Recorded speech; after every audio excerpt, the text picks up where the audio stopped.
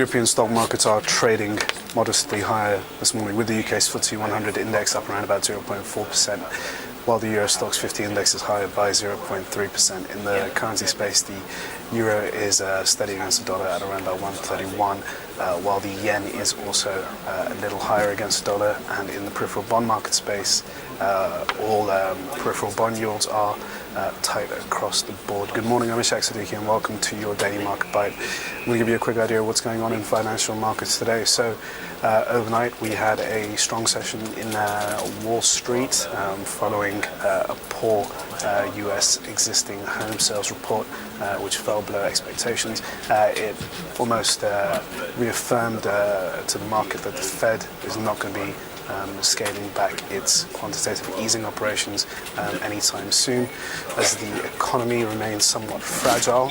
And then going into the Asian session, we had strong gains across all Asian indices on two main reasons. One, that investors are hopeful that China is going to continue looking to liberalize its market reform policies. That follows Friday's move to scrap the lending floor for interest rates in China. So the market's hopeful that we're going to continue seeing this liberalization of Chinese policy, especially when it comes to interest rates.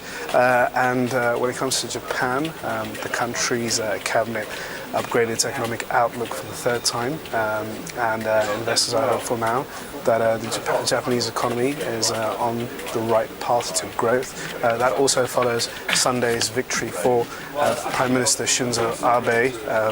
He won quite strongly against his opposition, and investors are hopeful now that he's going to be able to implement his third arrow approach. And previously he was getting a bit of opposition against that, but now he's got the all clear to start rebuilding Japan's economy. So we had a strong day of gains for Japanese equity markets, and that that tone was reflected by all Asian markets.